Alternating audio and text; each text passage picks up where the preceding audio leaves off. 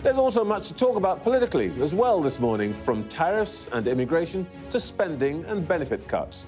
For the government, we'll be joined by Home Secretary Yvette Cooper.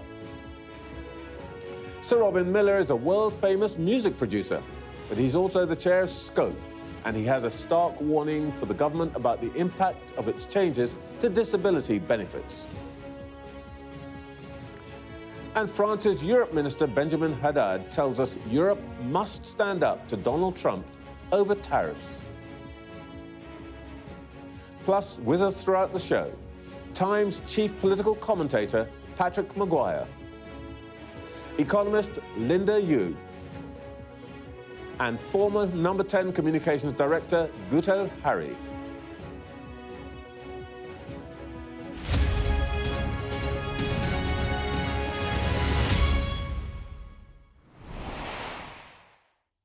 Welcome to Sunday Morning with Trevor Phillips.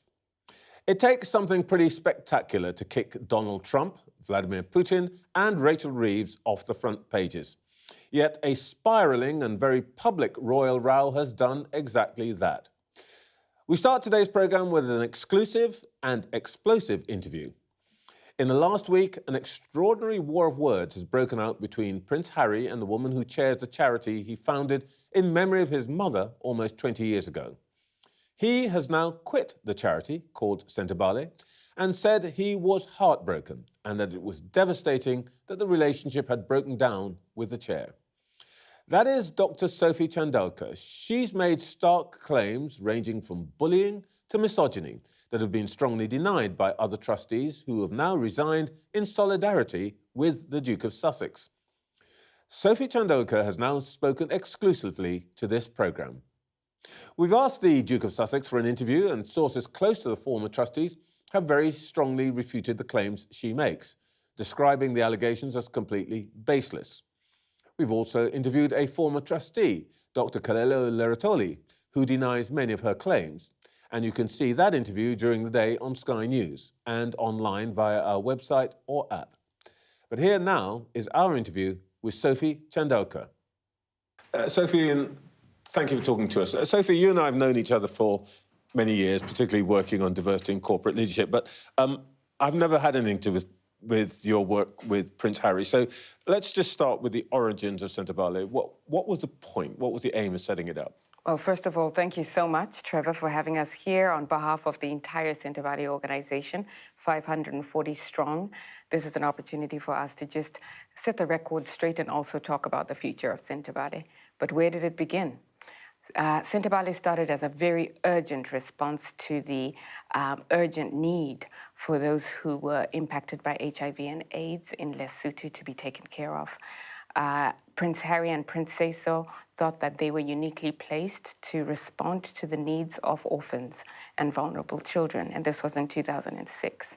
Lesotho is a very small country that's within South Africa itself. But as you roll on to 2024, the issues in Southern Africa are actually quite different. HIV and AIDS is no longer a death sentence. And so our organization is really looking at those other elements in the ecosystem that affect the health and well-being of young people. And so at Sentebale, we're focused on health, on wealth, and on climate resilience of young people in Lesotho and Botswana. Okay, over time, it's built to be quite a big outfit. It's a multi-million-dollar outfit, I think. You were on the board for 6 years, and you've been more on board more recently. Sophie, let me start with you. When you came back as chair in 2023, what did you think was going wrong?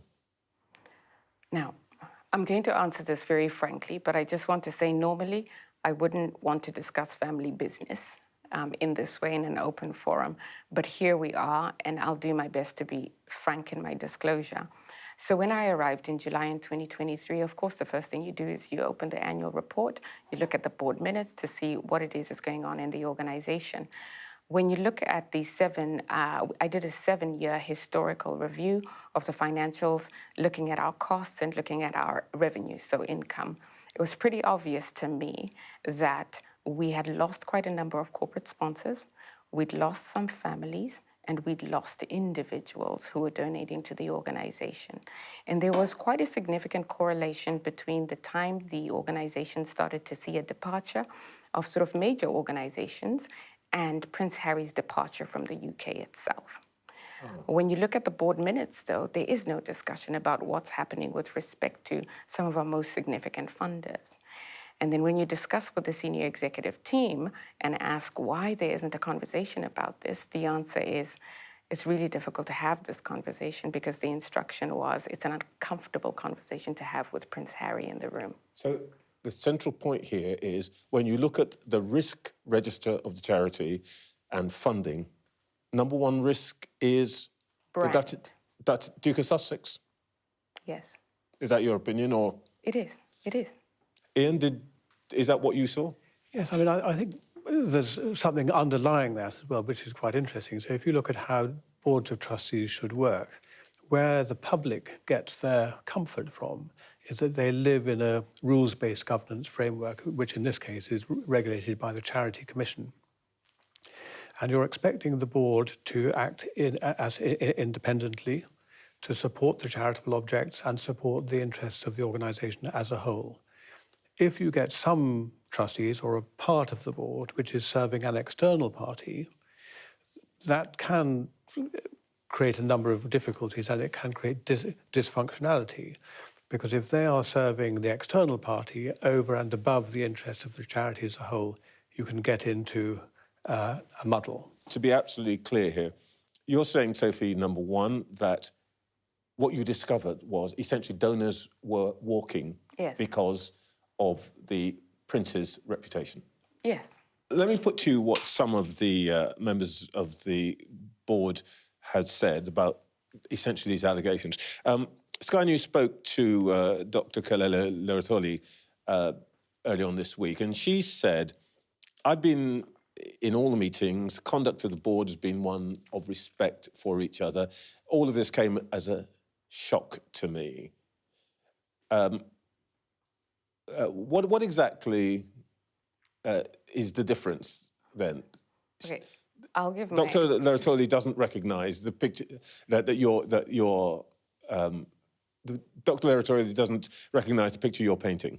Yeah, so I'll answer that question in two parts, and Iain, it would be good to get your perspective as well. I'll be very direct with respect to Dr. Kelly. He had the worst attendance record, and even when he was in the meetings, he didn't actually contribute that much. So I'm not surprised that he didn't know much of what was going on in the organisation. To be fair, I mean, he's not here to answer for himself. Yes. But what he's saying is that when he was in the meetings, there was no conflict, everything was pretty straightforward, and he can't see the allegations that you're making about poor governance in his experience. He doesn't recognise them. I think, as a matter of fact, I mean, he wasn't in all the meetings, and if you have irregular attendance, then you're not going to see the trend over a long time. So here's the thing to remember. There were meetings definitely where Dr. Kelly was not present, and there was belligerence, and there was an insistence on, raising of topics that were not even on the agenda of the day. An example might be Prince Harry decides on a specific occasion that he wants to appoint an individual to the board with immediate effect without having talked to me. It's not on the agenda. And somehow everybody's just supposed to tolerate that. The he being here, Prince Harry? Yes, Prince So Harry. Prince Harry comes into the meeting and says, I want to appoint somebody as CEO. As a board member, as a trustee with immediate effect. His proxy on the board says, yes, I second that motion. The third proxy on the board says, welcome to the board, Brian. And everybody's shocked and quiet. But this is what happens when the prince is in the room and no one has the courage to speak. Well, speaking of not having the courage to speak, another trustee, Baroness Chalker of Wallasey, served as a trustee for 20 years, described you as, I'm quoting here, almost dictatorial. Change is hard for some people. Let me just put it that way. I think what we had here was a board that had overstayed by even Charity Commission guidance. Most of the members of the board, when I came back in July of 2023, had been on the board when I left. This is not how a properly run organization should work. You're not supposed to be on a board for past 9 years. Most of these individuals were there for 5, 10, 15, now 19 years. And so what you have is entrenchment. And there's a reason why you have term limits, because people begin to mark their own homework, and turkeys don't vote for Christmas. And so here I come talking about transformation and innovation and fresh ideas. What do you think the response might be? What you seem to be... let's deal with the elephant in the room here. Mm-hmm. Is this characteristic, this way of doing things, do you think something to do with the fact that this was Prince Harry's charity and the people, as you say, there are people on it who were in some way beholden to him? Is that the point you're making here? I think there's something very important about that, because when the charity was set up, it was structured in a certain way. So he was a young, this was a young Harry, a youthful Harry that we were seeing. And his work for Centre Bali earned him the respect and admiration of nations, including this nation and also the people of Lesotho. And that is, yeah, and that is remembered. And so it's understandable that at the beginning he would want to have some trustees around him to create some structure and guide him and all of that. But the interesting thing is that in 20 years, the development world has moved on. That structure will not attract the sort of large institutional funding which is needed to fulfill the ambition of the organisation.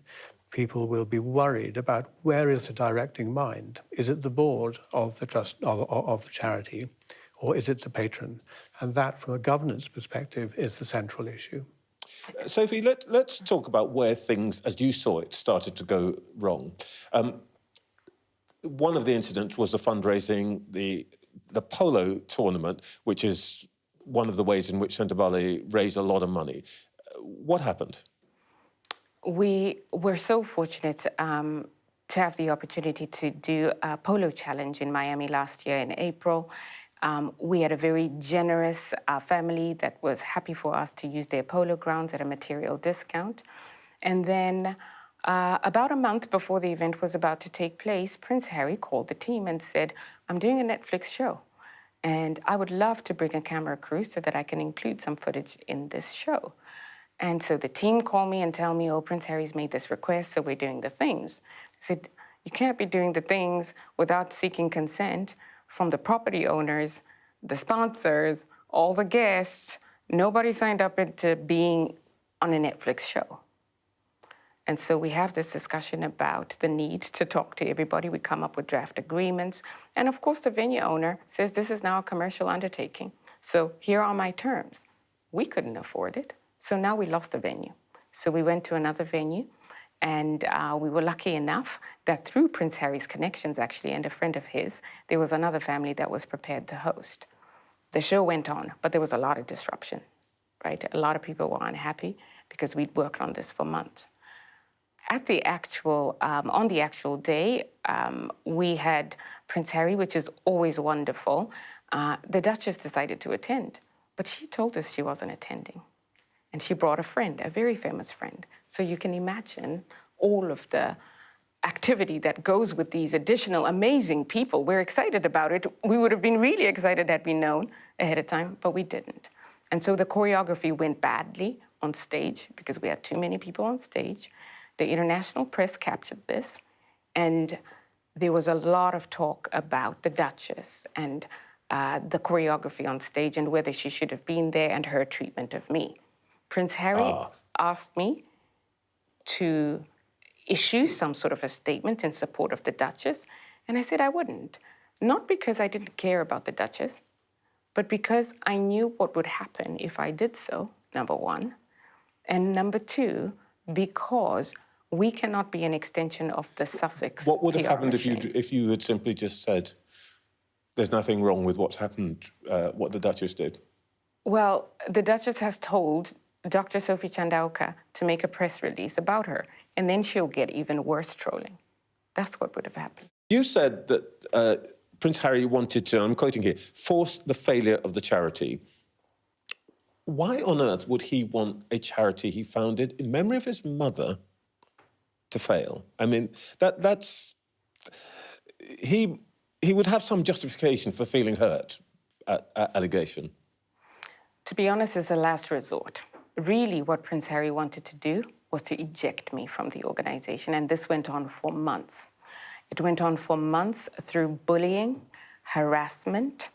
I have documentation. There were board meetings where members of the executive team and external strategic advisors were sending me messages saying, should I interrupt? Should I stop this? Oh my gosh, this is so bad. In fact, our strategic advisor for fundraising then sent me a message saying she wouldn't want to ever attend any more board meetings or bring her colleagues because of the treatment. When that failed, Prince Harry started to brief, and his team, sponsors that I'd been speaking to against me and the charity, because that is a sure way of getting me out if it's seen as though I'm not being successful in my fundraising efforts. I obviously have to put this to both of you. Yes. What you're essentially saying is that the Duke of Sussex is guilty of harassment and bullying and improper conduct in the governance of a charity. Well, let me put it to you this way. I'm going to give you a really good example. The only reason I'm here, Trevor, is because at some point on Tuesday, Prince Harry authorized the release of a damaging piece of news to the outside world without informing me, or my country directors, or my executive director. And can you imagine what that attack has done for me, on me, and the 540 individuals in the Centre Valley organizations and their family? That is an example of harassment and bullying at scale. And so if the world didn't want to believe that there's such a thing as bullying, this unleashing of the Sussex machine on me and the 540 employees at Centre Valley who received this and have had to defend it. By the way, when you say the Sussex machine, what are you talking about? The PR machine that supports Prince Harry's efforts. The only way we discovered of his decision was through the Sussex machine activating newspapers. You were not told that he planned and the Princess planned to resign? We were informed that they have the intention to withdraw if I went to the High Court and succeeded. All right, well, look, there have been accusations against you also. Yes. As I said, Baroness Chalker said that you were dictatorial. Mm-hmm. But on the polo match, which we've talked about, the accusation is that the financial backers were upset by your conduct, and also that you hired expensive consultants without board approval. Well, that's just not true. Iain is witness. Well, look, I mean, another source from who was a trustee, apparently, told a national newspaper that the trustees were supportive of moving fundraising towards America, but you didn't do that, you, Sophie, and I'm quoting here from the Financial Times. Trustees tried to negotiate this privately, requested she consider her position due to their lack of trust and confidence in her as a leader. Isn't the problem here that it was you was the problem, not the Prince? It was me who was the problem because I put a whistleblower complaint about the bullying, the harassment, and the misogyny, and Prince Harry interfered in the investigation of that. And the senior independent director who should have taken care of it was the very same person who then delivered the news to me that I was going to be removed by the board. So it's a cover-up, and the Prince is involved. You talked about misogyny. Let's be frank. Are you saying that the misogyny stemmed from Prince Harry himself and his associates? I would actually say my experience is Prince Harry himself, fantastic, actually. We had a great relationship. But there are some individuals on the board who, quite frankly, did not treat me in the way that they would have treated the prior chair, right? And completely disrupted my meetings because they thought that they could get away with mistreating a woman. And all the women who attended these meetings felt it. There are many more things to talk about here, but let me just ask you finally, does Sendabali have a future without the Duke of Sussex? Absolutely. Sendabali has had a future. We must stop infantilizing Sendabali. Sendabali is 19 years old. Sendabali is here because of the people in Africa who do the work every single day. Prince Harry visited Africa for the first time in 5 years when I asked him to last year. Who do you think was running the show? During the pandemic, before the pandemic, and after the pandemic, Sendabali will live. Sendabali will live on because of the people. Iain, Sophie, thank you very much. Thank you. Thank you. That was Dr. Sophie Chandauka, Chair of Sendabali. We've asked the Duke of Sussex for an interview, or if he could provide anyone for an interview, and that offer remains open. Sky News contacted the Duke and Duchess of Sussex about the content of Sophie Chandauka's interview with me, and they declined to offer any formal response. But a source close to the former trustees of the Sendabali charity has described as categorically false Dr. Chandauka's claims that Dr. Kalele did not attend meetings and did not contribute much when he was in meetings, and that the Duke of Sussex leaving the UK impacted the charity, caused it to lose sponsors, or that the Duke posed the biggest risk to the charity. The source also described as completely baseless Dr. Chandauka's claim that she was bullied and harassed, briefed against by Prince Harry, or that the Sussex machine was unleashed on her, and that the people on the board of Sendabali were scared to speak up when the Duke was in the room. The claim that the press was informed about the royal patron's departure as trustees before the charity has been described by the source as categorically untrue. The source described Dr. Chandauka's account of the polo match as highly misleading. Well, Sky News also contacted Netflix, who declined to comment. In response to Dr. Chandauka's claim that the Duke of Sussex was forcing the failure of the charity as a last resort, the source pointed to the public statement of Prince Harry and his co-founder of the Sendabali charity, Prince Cicero of Lesotho, which read, "It is devastating that the relationship between the charity's trustees and the chair of the board broke down beyond repair, creating an untenable situation. These trustees acted in the best interest of the charity in asking the chair to step down while keeping the well-being of staff in mind. In turn, she sued the charity to remain in this voluntary position, further underscoring the broken relationship." Right, now to our more normal fare this morning. The other big event of the week was the Chancellor's update on the state of the economy and her plan for the public finances. The great economist John Kenneth Galbraith once said that the only function of economic forecasting is to make astrology look respectable.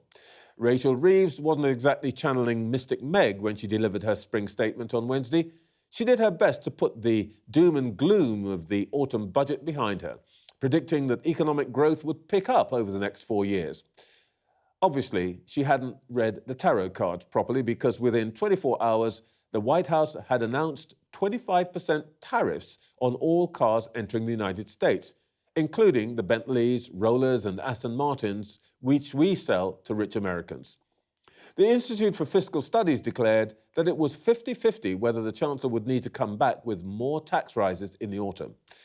Well, unless this Starmer charm can get us off the Trump tariffs, some people could be losing their jobs. Whether one of them turns out to live at number 11 Downing Street could rest on the toss of a coin. A little earlier, I spoke to Home Secretary Yvette Cooper.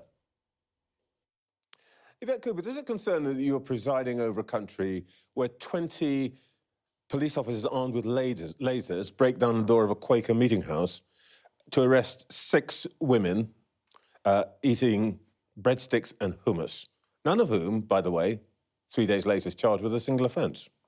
Morning, Trevor. Good to see you this morning. So, as you know, we have operational independence for the police in this country. I've made clear to policing that the priorities, the government's priorities, are around serious violence. We have them set a mission to halve serious violence over the next 10 years.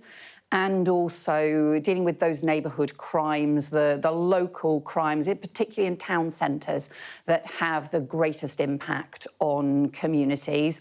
The police do have operational independence. They have to take decisions, and there will be decisions that they take that do need to have greater scrutiny, but those are matters for chief constables, or in the case of London, for the Met Commissioner, rather than for the Home Secretary. But this comes on the back of another story where parents and school are visited by the police. 6 police turn up and they take away their computers and so on the basis of apparently WhatsApp messages, maybe a lot of them, but nonetheless. This is an odd thing for Britain. Does it show that J.D. Vance has a point when he says that in Britain free speech is in retreat?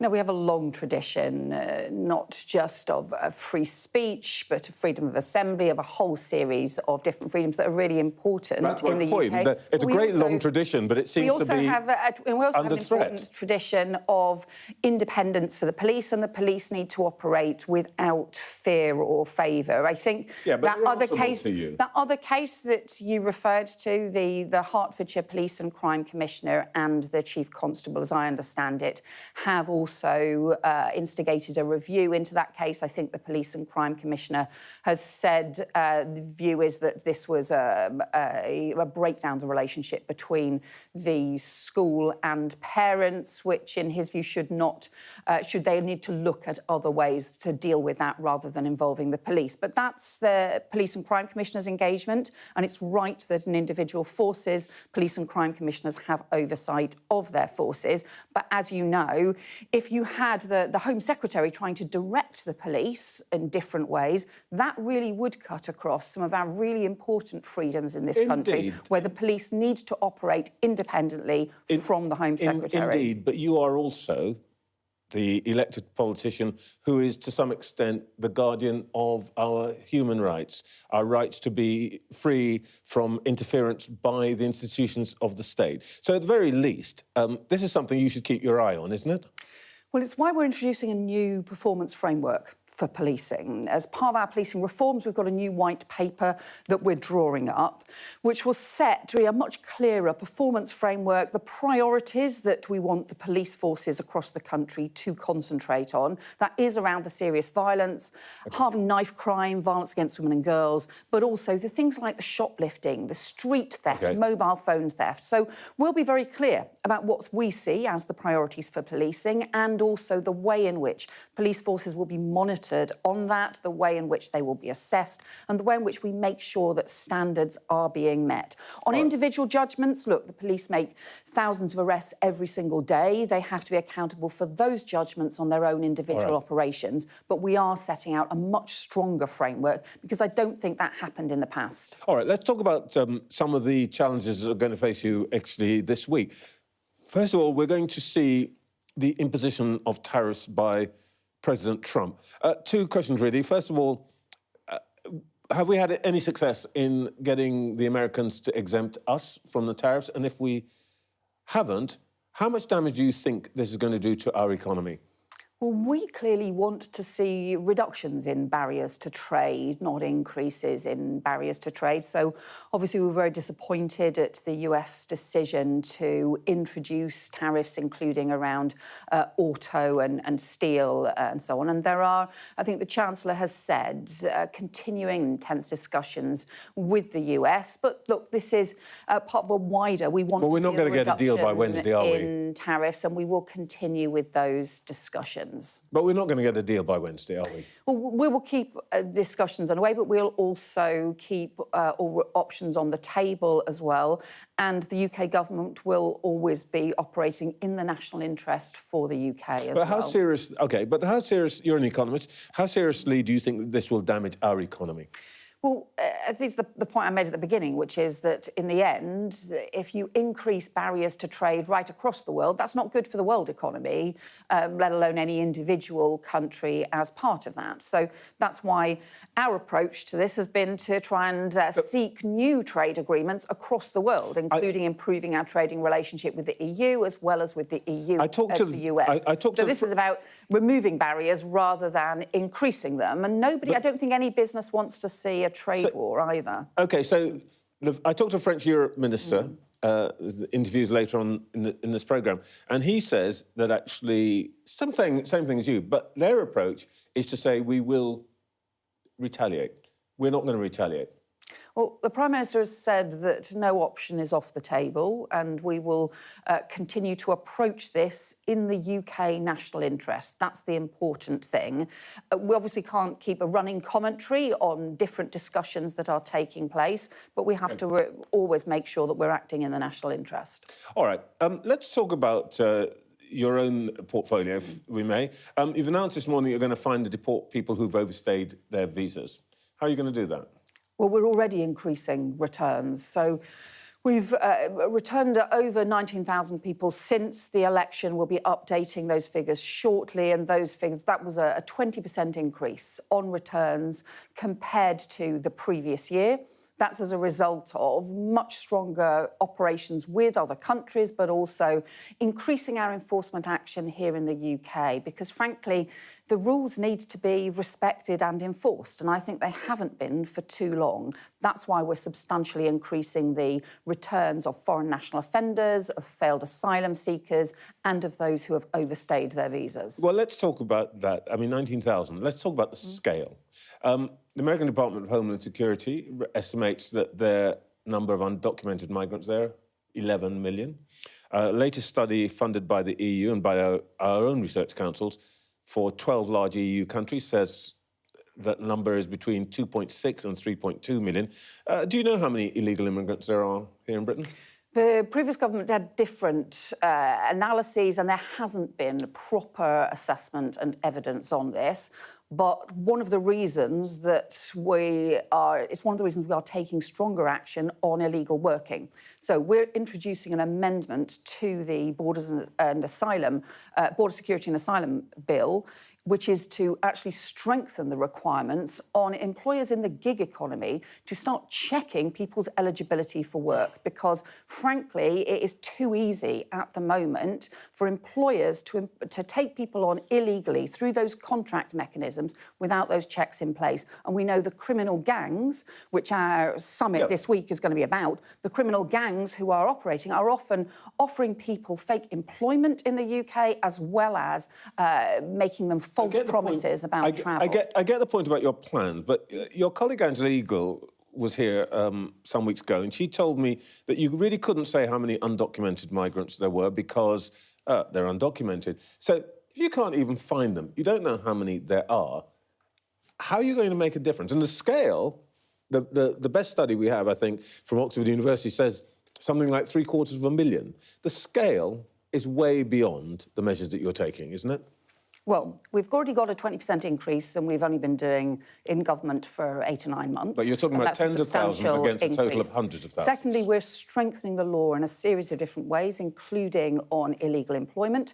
We've got a 40% increase in our illegal working raids, and a 40% increase in arrests for illegal working, increasing action against employers who are illegally, unlawfully employing people. So we're addressing this in different ways. You're right that we've inherited a broken system around both asylum and immigration, and bit by bit we are turning things around and taking the steps to reform the system. When you say bit by bit, you're telling me about 5,000-10,000, when the total number, as far as we've got an indication, and you guys won't tell us what you think the number is in hundreds of thousands. Are the measures you're taking anywhere near the scale of the problem?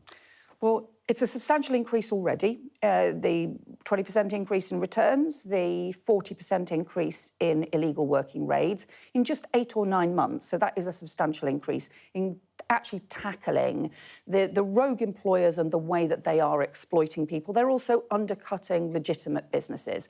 We're now bringing in new counter-terror-style powers to tackle the criminal gangs, and today and tomorrow we will be bringing together this unprecedented border security and organised immigration crime summit that will be bringing over 40 countries, interior ministers and law enforcement for all over the world, because this is a criminal industry, global criminal industry, that is worth billions of pounds of exploitation, dangerous crimes that they are committing, and we need that international cooperation in order to bring those gangs down. Yeah, you several times when we've spoken have said your aim is to smash the gangs and so on the small boats crossings. We've hit the 5,000 crossings mark earlier than ever before. Shouldn't we get our own house in order before we try to be leader of the pack? Well, the networks, the criminal gang networks that end up with people arriving in the UK stretch back through northern France, through Germany, across Europe, to places like the hills of Kurdistan or the money markets in Kabul. So you need to tackle this as a global problem. But in terms of the channel, we have now new agreements with France, that France have now changed their rules so that for the first time they're prepared to take action in French waters. But now, the previous government... We spent 500 million on the French. Are we getting value for money?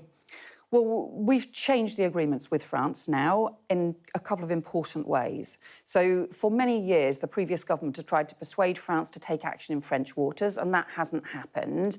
The French government has now changed the rules. Their cabinet has changed the rules so that they can now intervene in French waters to prevent these dangerous boat crossings. I think that's really important. That will be operationalised later this year.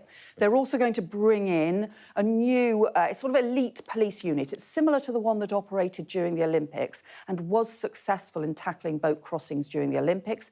That's going to be brought in May, and they're strengthening the resources along the French coast. That is part of the work that we've been doing with France, and it's alongside our work here in the UK to reduce illegal working and to reduce the way in which the gangs are making promises. That partnership is really important because ultimately this is effectively a global war on the criminal smuggler and trafficking gangs. One other way in which we might tackle the problem of illegal immigration is by deterrence. How close are you to a third country deal with Albania that's been reported that you're talking about? Well, we already have return agreements with Albania, and that's an important part of the system. We're also working across the board to increase our returns everywhere. That's why we've got the 20% increase in returns already as a result of the work that we're doing. This is a slightly different kind of deal. It's not just about returns. It's about processing. It's about basically telling people who think they're going to get here and stay here illegally, no, you're not. You're going to go to Albania.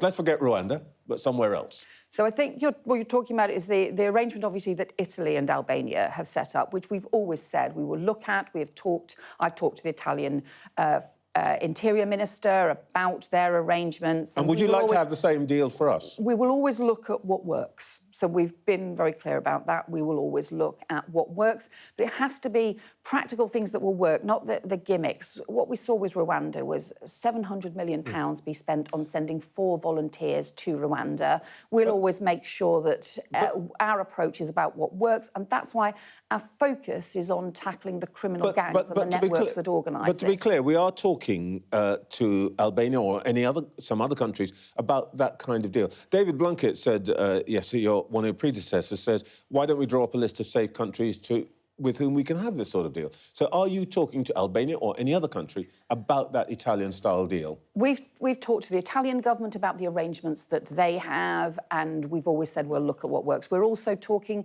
to the EU Commission, who are interested in different approaches around return hubs. That's the kind of thing that you're talking about. But our central focus is on the borders, the summit, the Organised Immigration Crime Summit, and on tackling the criminal gangs. We will continue to look at different approaches that, if they have a practical impact and if they can work, to prevent these dangerous boat crossings which undermine our border security and put lives at risk. A question about the spring statement.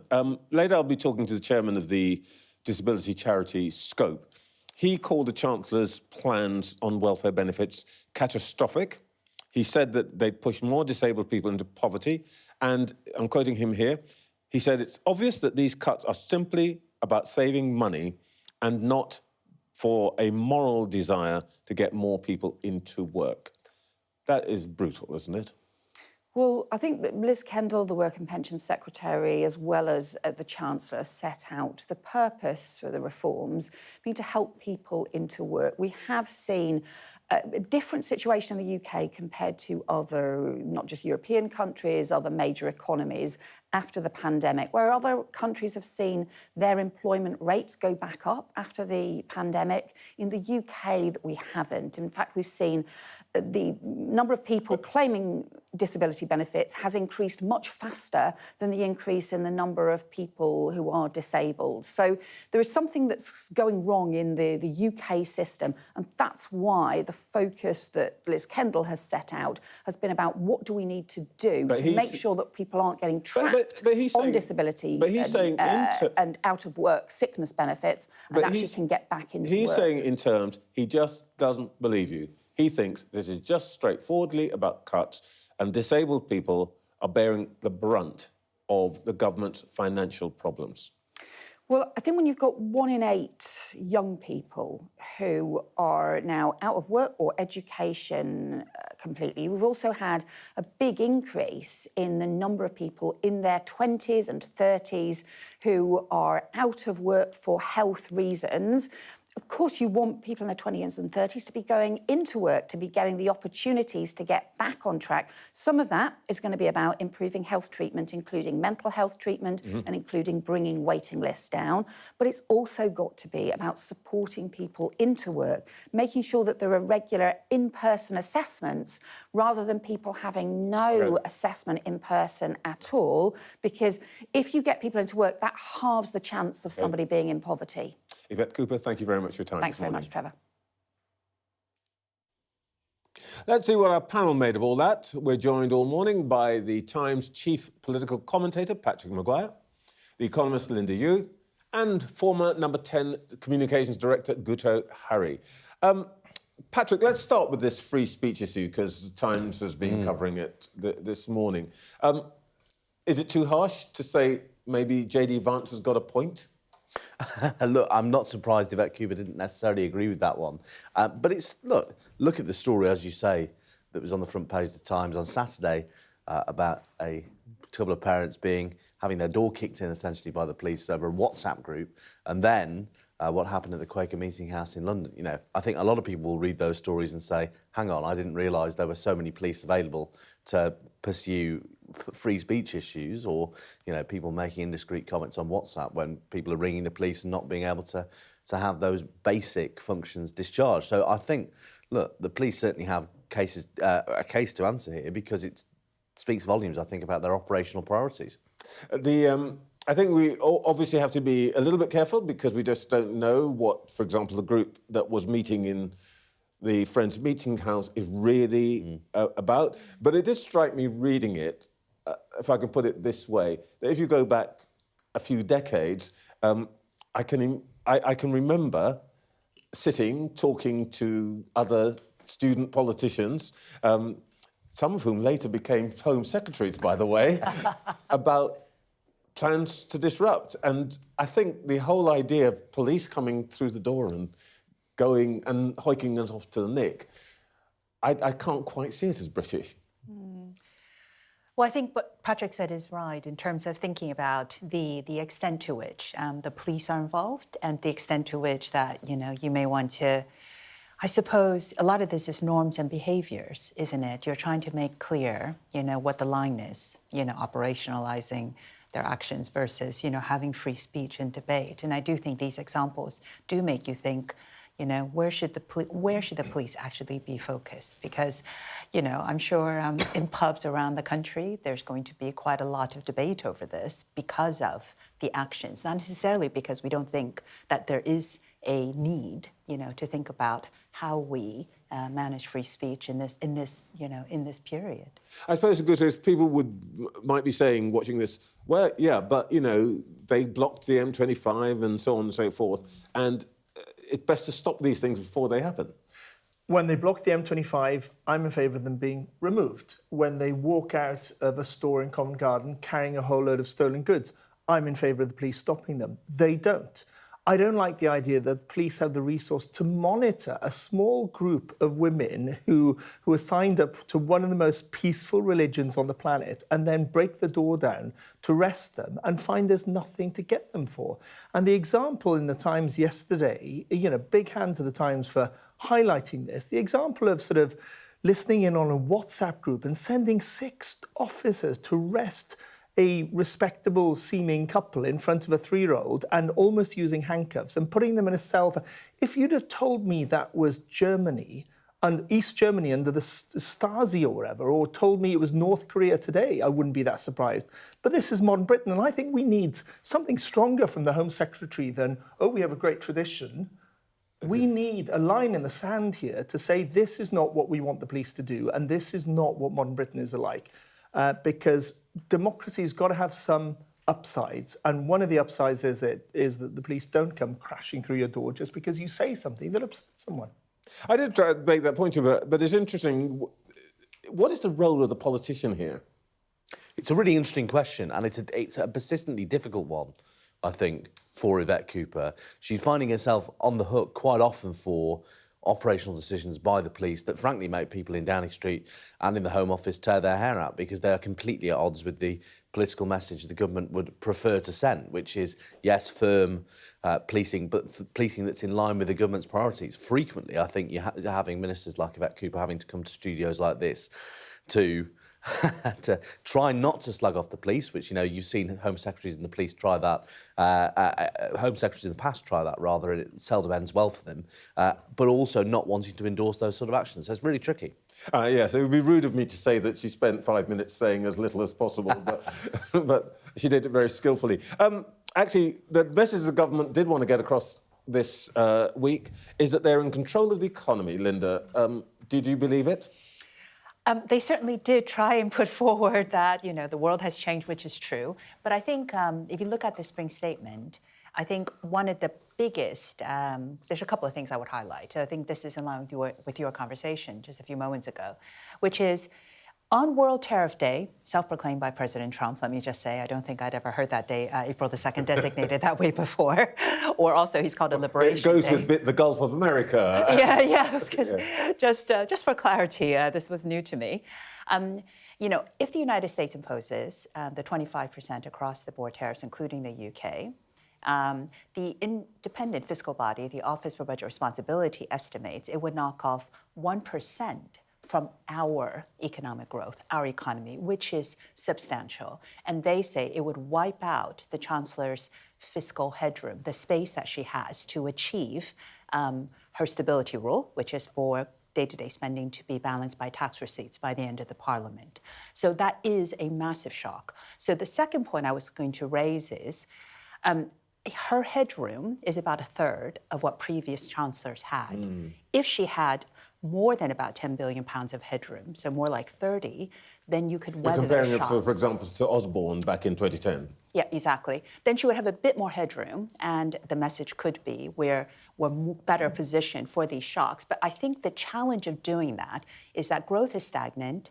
You can't just create that headroom. You may have to make some really painful spending cut decisions or tax decisions at a time when the spending review isn't coming out until June. You don't want to make decisions that impact real people's welfare until you are clear what the overall envelope of public spending is. So, your question about the messaging, I think the timing of the spring statement, it's based on the OBR making 2 forecasts a year, was necessitated by her fiscal rule of having to make this balance, but it's really not great timing. You can argue the OBR shouldn't do this twice a year, but given the times I just described, you want to know what the forecast is for the country. So it's a really tricky, I think, thing. Good. So no matter who'd been at dispatch box for the Treasury this week, they would have faced a similar kind of dilemma, wouldn't they? Over some of these things, absolutely, and I applaud the decision to spend more on defence when, Europe is going to have to stump up on defence. I applaud the addressing of the problems of too many bureaucrats in Whitehall and the welfare bill escalating too much.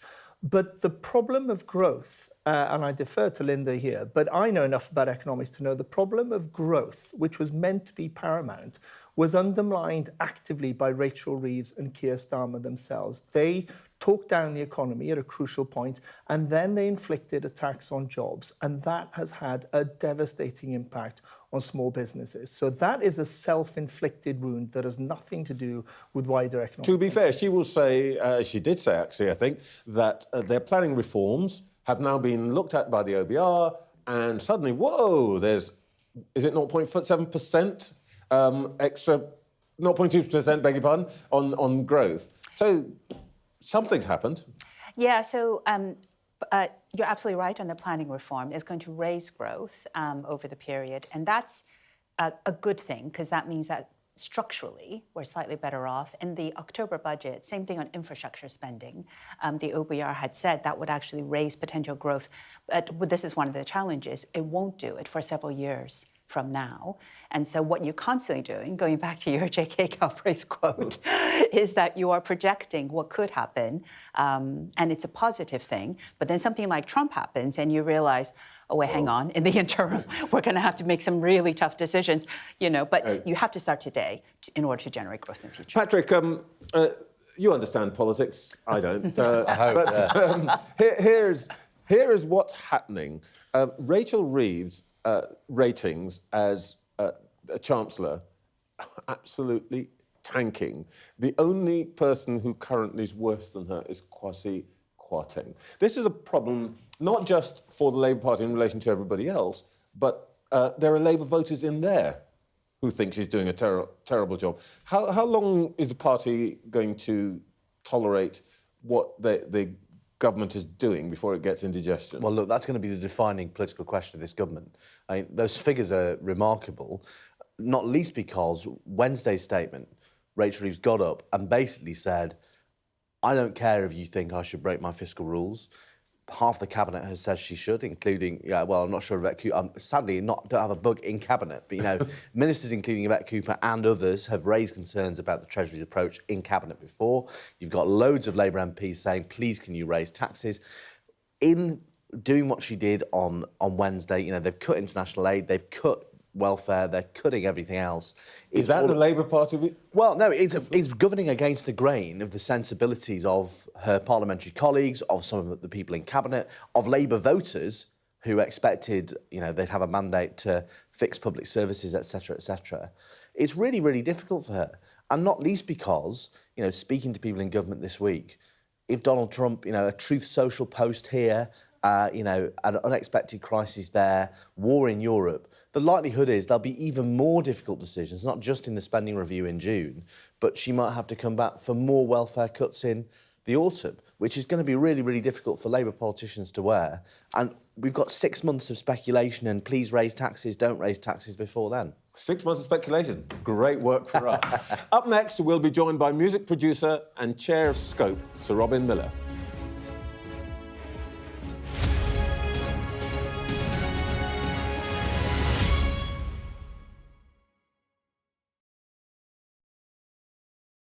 I'm Deborah Haynes, Sky Security and Defence Editor. The reality of life under Russian fire. People don't want to leave even though help is here to evacuate them. They say they want to sort out their belongings first. It's absolute chaos. Fire, shouts the commander. There's a dash to safety as Russian drones will be trying to find this position. We've now got to wait inside the shelter to see if there is incoming. I've been covering Russia's full-scale war since it began, witnessing the terror and the trauma. When rockets fall, I try to hide my head under my toys. Illustrating Ukraine's lost childhood, hopes and dreams framed by war. Conflict in the Middle East is another major focus. An incredibly dangerous moment. We saw the missiles streaking across the sky. We saw the intercept going up, and then we saw the explosions when the intercepts were successful. With global threats rising, I also explored defence and security in the UK and across NATO. This US aircraft carrier is operating in European waters in a deliberate show of force. This is routine training for NATO. But should Russia's war with Ukraine escalate significantly, pilots like these could be called upon to go into combat for real. Tucked away in the National Archives are some of the UK's old defence plans. The scale of this bunker underlines how seriously governments took the threat of nuclear attack and global conflict. Should allies listen to Vladimir Putin's sabre-rattling? No, they shouldn't, and they don't. Sky News, the full story first. We are under Israeli military restrictions in terms of some of the things that we can film, but it's important to be in there. What a slow drive for the president as he approaches his golf club.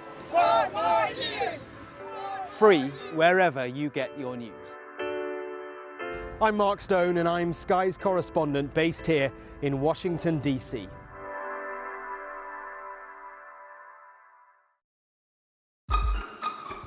We've got your Sunday mornings covered.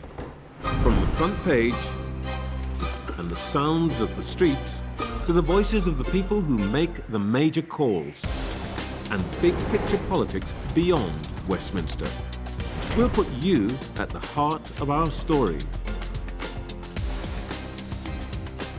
I'm ready. Are you? Join me, Trevor Phillips, Sunday mornings on Sky News. We're rolling. Welcome to the world. Our new podcast, starting now. It's very exciting.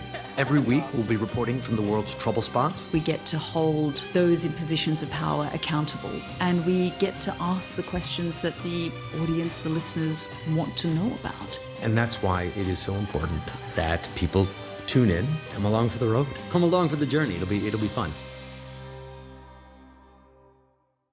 Sky News get the full story first. Is this now all your territory? Yeah. The battlefield is outside the barricades. We are in the middle of a forest, in a jungle really, and they're attempting to keep these men alive. I'm Stuart Ramsey, and I'm Sky's chief correspondent. It's really dangerous. Many people have died riding it.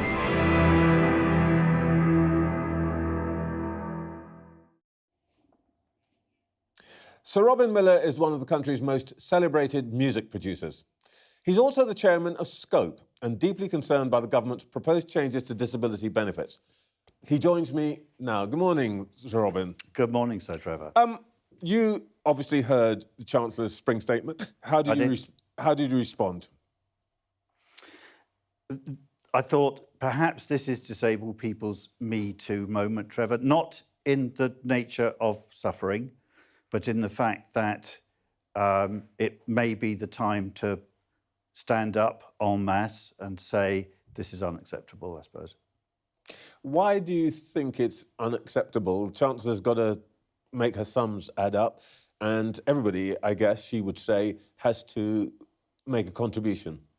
Yes, but it doesn't make economic sense, Trevor. We've been talking to government critically but politely for a long time now, and making the case that £1 billion put into the right sort of support for disabled people into work, that means halving the disability gap, the employment gap, would reap a £17 billion reward for the government. And by the way, the Office for National Statistics agree and accept and have adopted those figures.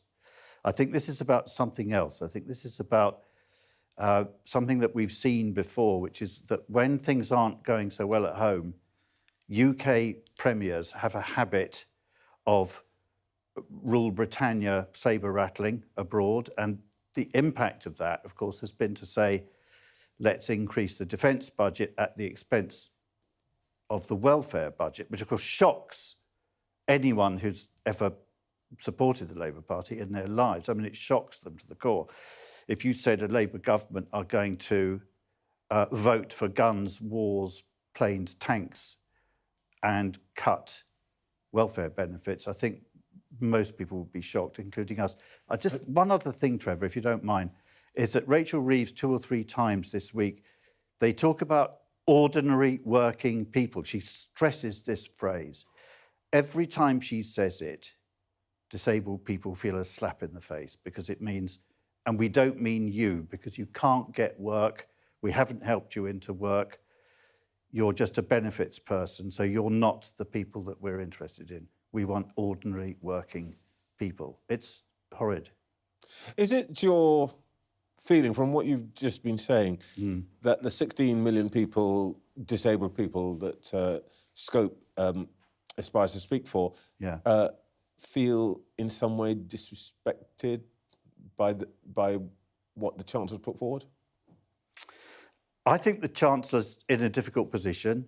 I think it's right that government needs to balance its books.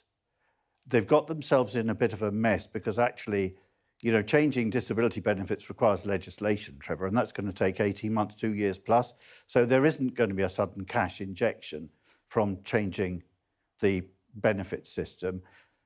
The other thing is that ramping up defence, once again, that's going to take 10 years. That's not going to solve the Ukraine-European Union situation. So I understand they've got to balance their books, but they're doing it in the wrong way. For the average, I know there's no average disabled person, but a typical disabled person, what do you think, if they eventually do, make the changes they're making, some of which will reduce the level of benefits available, and more importantly, make accessing benefits more difficult. What will that mean, do you think, in practice for some disabled people? Well, I know what it'll mean in practice, and I know it's very difficult if you're in government to think strategically. What will happen, Trevor, is anxiety. My benefits are going to be cut. Anxiety leading to more health issues, leading to more stress on the NHS. Practically speaking, more people in poverty. It's cost about £1,000 a month extra on average to be disabled, keeping warm, keeping oxygen topped up, keeping wheelchairs moving. The anxiety will be a downward spiral and a very, very, very nasty one. I've heard people talking about the risk of people losing their homes or their specialised accommodation. Is that the sort of risk you're thinking about?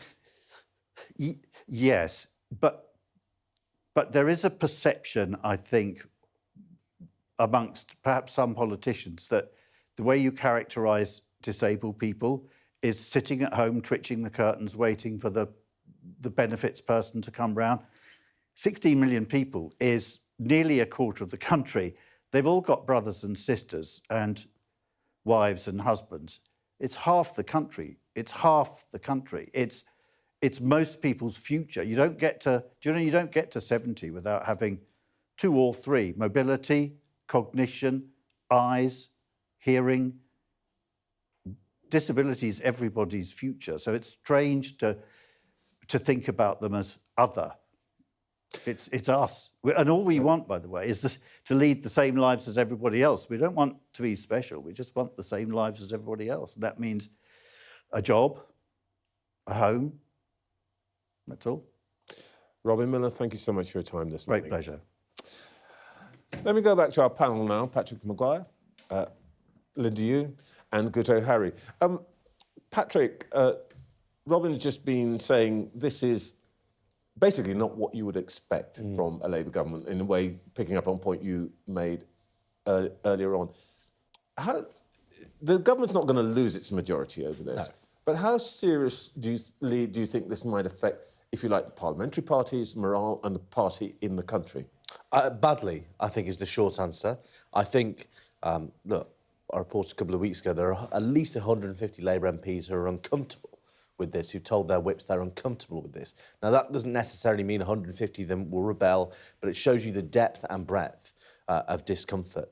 And the other thing is, you know, when Liz Kendall, the Work and Pension Secretary, started on this process of welfare reform, she didn't want, you know, she's got a certain reputation in the Labour Party as a Blairite, a sort of right-wing ultra within the Labour Party, but not even Liz Kendall wanted the conversation to unfold in the way that it had.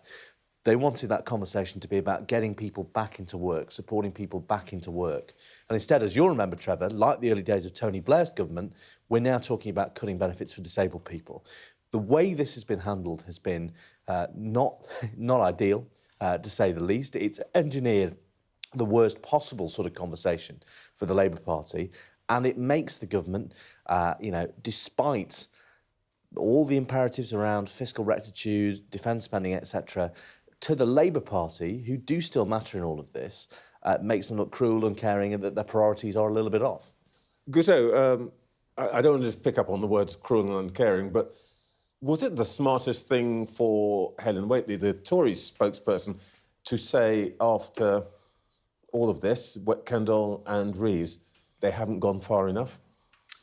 Do you know what? The reality is that the welfare budget dwarfs what we spend on job creation, on education, on defence, on healthcare, on building stuff, everything else. And if we think the governments are there to leave the country in a better state than they found it, you cannot have a bigger drag on just literally spending today on propping people up. And I think the sort of the sort of bringing together of the cracking down on the welfare benefits with an assault on disabled people is just not fair. I don't think anyone wants to cut the benefits of somebody who is too disabled to work. And most disabled people are not. We've got a highly successful, rock star sort of record producer in the studio here. So they're two different things. What they're looking at is the massive increase in largely a bunch of fairly young, able-bodied people who have too much anxiety to go into work, who on 6 minutes with a cheapie can be signed off and earn more than the average working-class person has to work very, very hard in often stressful jobs to fund. I think you've just invited a real pile-on social media for you. Good luck with that. Next, is Europe ready to fight back over Donald Trump's tariffs? We'll hear from the French Europe Minister, Benjamin Haddad.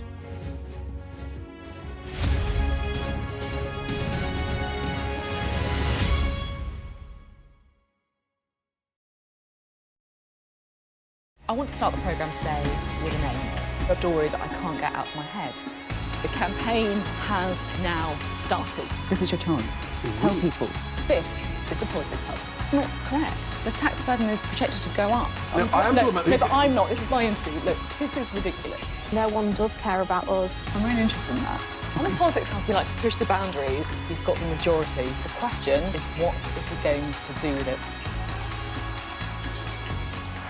I'm Dominic Waghorn, Sky's International Affairs Editor, covering a world that seems to be unravelling. War, unrest, revolutions. It's not his country, it's ours. They have succeeded for the first time in their country's history in removing a leader from power. No freedom! Sky News, the full story first. There was fighting here, but there's clearly now a lull, and they're using it to bring up more ammunition. This is a mass exodus in which Russia is hemorrhaging some of its brightest and its best. According to the local weather channel, there have been more than 2,500 lightning strikes and flash flooding, all on top of this week's lethal tornado. What stays with you most in this job is some of the people you meet. What is your worst fear about what the Russians want to do to the children?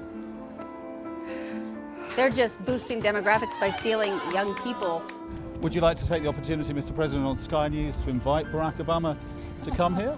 Mr. Trump, are you running for president? Can you confirm it? We're going to take a look, a very serious look. On that day, we saw your fighters killing women, killing children. Was that a mistake? Did you go too far?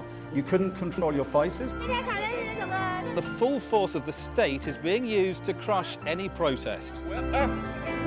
Free wherever you get your news.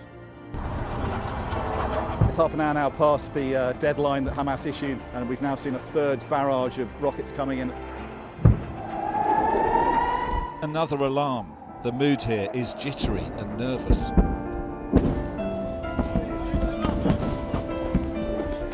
We're seeing the world get more and more divided, and it's our job to try to make sense of it all. We are under Israeli military restrictions in terms of some of the things that we can film, but it's important to be in there. What a slow drive for the president as he approaches his golf club. 4 more years!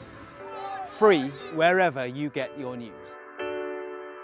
I'm Mark Stone and I'm Sky's correspondent based here in Washington, D.C.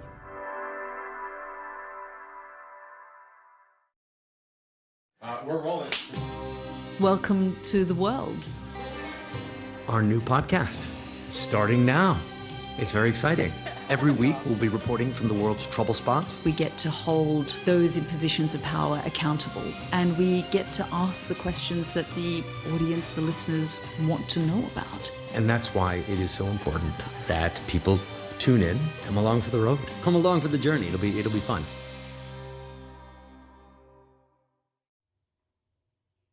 In just a few days' time, a raft of new US tariffs are due to come into force, and Europe is poised to retaliate. Meanwhile, the government here says it wants a closer relationship with the EU. Well, this week I sat down with the French Europe Minister, Benjamin Haddad, who's been in town. Minister, President Trump's trade tariffs will hit Europe within days. How serious will that be for France? Look, first, we consider these tariffs to be unjustified, and they're in no one's interest. You know, when you look at even the economic impact they're having already on the U.S. economy, on the U.S. Businesses, and the EU has already stated that if we have further tariffs, we need a united response, we need a firm response, we need a proportional response. We don't want protectionism or trade war. Once again, it's in no one's interest. But the only way to make that clear is precisely to show that we have the ability to respond and to hopefully de-escalate. We went through this under the first term of the Trump presidency. As you know, there were tariffs and the EU put together countermeasures, and we managed to find an agreement and put this behind us. So hopefully we won't have to go through this. But once again, as we have stated, we think the EU should have a firm response, and this is already what's been stated by the Commission President. How firm, how tough is that response going to be? Mr. Trump doesn't seem to pay too much attention to words. You're completely right, and this is why the only way to be heard, to be respected, is to show that you have the ability to defend your own interests. The American Vice President says, and we've seen this now, he hates bailing out Europe on defence. Defence Secretary calls it pathetic. How do you respond to the attitude of the administration towards Europe? Look, I will say I strongly believe that the US is an ally and we need to continue to work with the US. We have so many security challenges that we face together, starting with facing the Russian aggression on Ukraine and finding the conditions for a peaceful, just ending to this war. Is it now that you think that the Americans are an unreliable ally? They might be the ally you want, but one you can't depend on anymore. Look, I want the US to be an ally, but only because I think, once again, as I mentioned, that we have common security challenges. That, look, if you take Ukraine, for instance, if we were to give in to Russia, if we were to push Ukraine towards capitulation, that would be disastrous for European security. That would be disastrous for US security and interest. What kind of message would that send to China, to Iran, or to others that the US cares about? So I think we need to continue to work together. But as I said once again, I think the best way to answer your question is to say, well, let's invest in our security. Let's have our own defense industry. In Paris, the so-called coalition of the willing agreed that there would be what's called a reassurance force. Well, first of all, why is a reassurance force different from peacekeeping? And how did you react to Steve Witkoff, the Trump envoy, saying that peacekeepers are nothing but, his words, a posture and a pose? First, let me try to explain what we're trying to achieve here. First, the war is still going on. And there's one country that has chosen war and aggression, and that is still turning its back to serious talks of ceasefire negotiations is Russia. You know, if you take President Zelensky of Ukraine, he's agreed almost 2 weeks ago to a full truce for 30 days to be able to engage in a long-term negotiation. And Russia has not responded. On the contrary, it's actually escalating its aggression on the ground against civilian targets, military targets in Ukraine, but also has maximalist aims against Ukraine, trying to deprive Ukraine from an independent future. So our first objective is to continue to increase our support for Ukraine, to put pressure on Russia to get sincere negotiation. And then, once we have this, how do we ensure that a ceasefire leads to a real peace? Why do I say this? Because we don't want this to be just a break, a parenthesis that Russia uses to rearm and then re-attack Ukraine in a few years. Because we've been through this before. So we saw the Minsk agreements in 2014, Indeed. 2015 that Russia violated dozens of times. I just want to deal very briefly with a final issue, which of course is immigration. Let me put it straightforwardly. Small boat crossings from France to UK, they've never been higher than at this point of the year. We signed the... They have been higher in the past, they've been higher, actually, but yes. at this point of the year, they've never been higher. The UK has given France over 500 million to tackle illegal immigration. It's not working. And from this side of the channel, people will say the reason is France is not pulling its weight. No, it's not true. And actually, I think that gives disservice to both the French and the British forces that are working together today to tackle illegal migration. The truth is we're facing a more global challenge on migration. If you look at even the European Union is developing its tools to be able to enforce its external borders. We have smugglers networks that are human traffickers, that are criminals, that are dealing in human misery and pushing people on these boats. And we have a strong cooperation with, I would say, France actually funding a huge part of this effort with French policemen that are facing. Well, if you look at the numbers, last year we had lower numbers than in 2023. But once again, this is a challenge that the UK is facing, France is facing, all of Europe is facing, and we need to continue to cooperate. We need to continue to work together on this. Monsieur le Ministre, merci beaucoup. Thank you. In just a moment, we'll hear once again from our panel.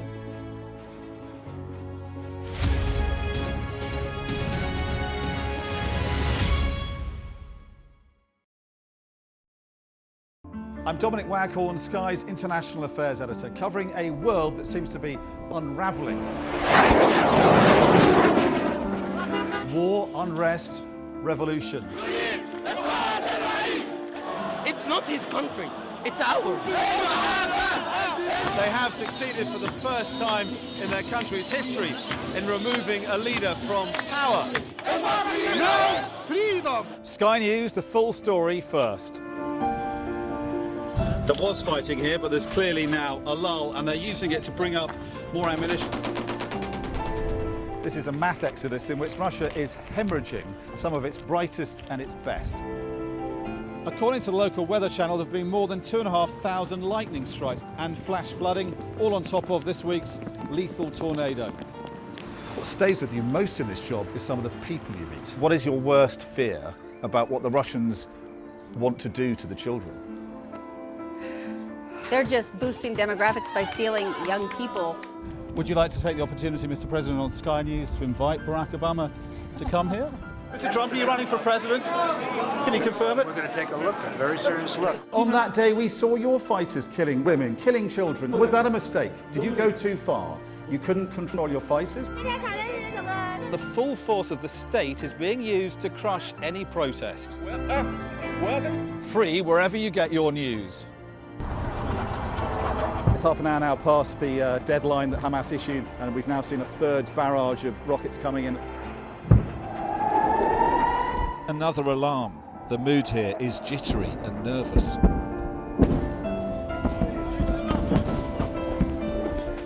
We're seeing the world get more and more divided, and it's our job to try to make sense of it all. The Premier League run-in is live on NBC and Peacock as City Pride is on the line with a pair of iconic derbies. It doesn't get any better. April 3rd, it's a London derby. Chelsea. Beautiful goal from City. Spurs. What a game! April 6th. Brace yourself, Manchester, for the mother of all derbies. United. Here the place! City. The Premier League run-in is live on NBC and streaming on Peacock. We've got your Sunday mornings covered.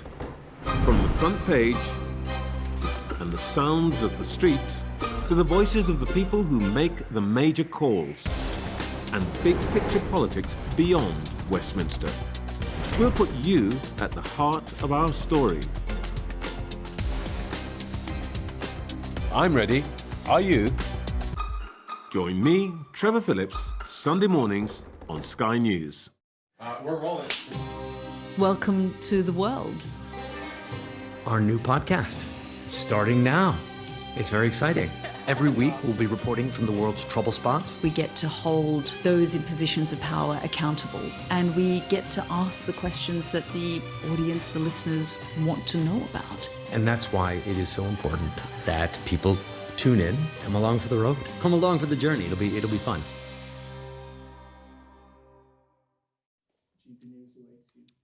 Back to our panel, Patrick Maguire, Guto Harry and Linda Yu. Ben Haddad there was basically saying that the French want to be more aggressive in a sense than we're being. It brings to mind the Simpsons phrase about the French, cheese-eating surrender monkeys. Well, they're not, are they, Linda? No, I think EU's response is certainly, if Trump imposes tariffs on us, we retaliate. They're putting everything on the table. I guess this, Trevor, is kind of like The Art of the Deal, a book written by a certain Mr. President Trump. Or at least written on his behalf. Yeah. And so I think, tit for tat is very damaging economically, but I think their approach is, it's on the table. You want us to remove something from this table, in other words, a tariff, you need to back down on your side as well. And if you look at what's happened with Mexico, with Canada, with Colombia, Colombia, you know, President Trump said, I'm going to impose tariffs if you don't allow this plane to land with illegal, people who are coming to the U.S. Colombia turned around in 24 hours, I think. Exactly. So I think this is very much the, economically damaging, but this seems to be a way in which, actually, I would say the Trump administration in many ways, by saying that there's a lot of reports coming in which will all land on April Fool's Day, April the 1st. Yeah. That's when all the reports on the tariffs of the world is going to land on the president's desk. And they have said, if you do not want to be subject to tariffs, you need to come and negotiate with us. And that is very much the approach they're inviting. But Trevor, let me give you one statistic that makes me worry about this. There's 185 lending jurisdictions in the world, so basically 185 economies.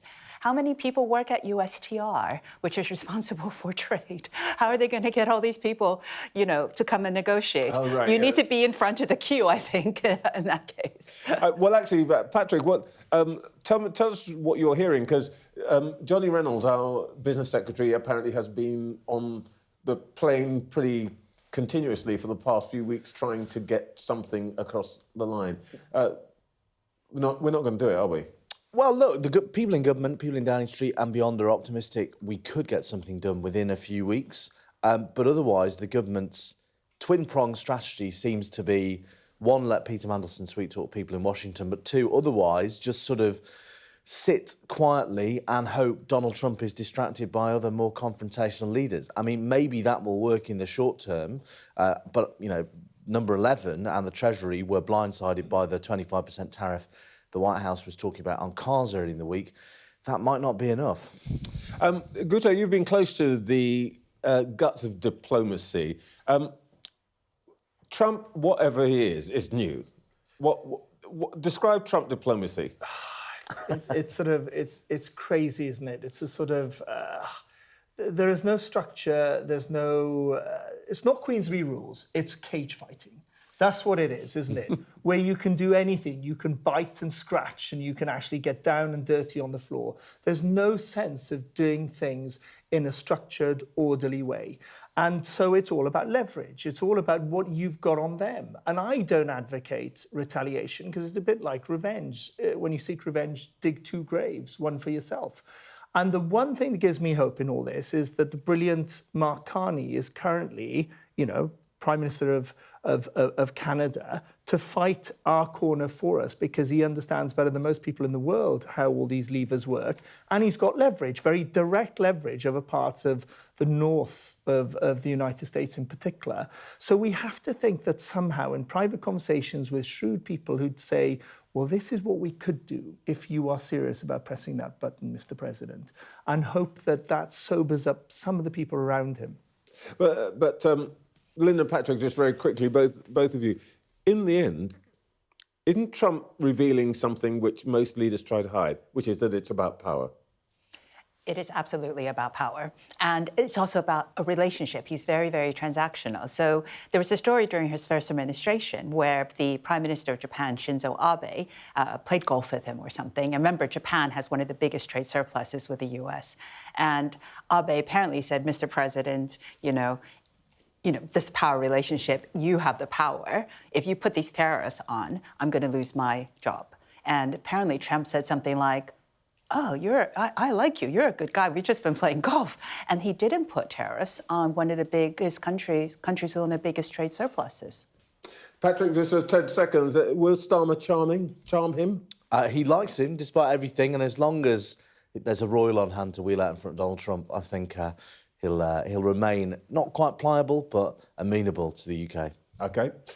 That's it from us for this week's show. I'll be back next Sunday. Matt Barbett is up next. Lots more on Sophie, Chandauka. Sky News get the full story first. Is this now all your territory? Yeah. The battlefield is outside the barricades. We are in the middle of a forest, in a jungle really, and they're attempting to keep these men alive. I'm Stuart Ramsey, and I'm Sky's chief correspondent. It's really dangerous. Many people have died riding it.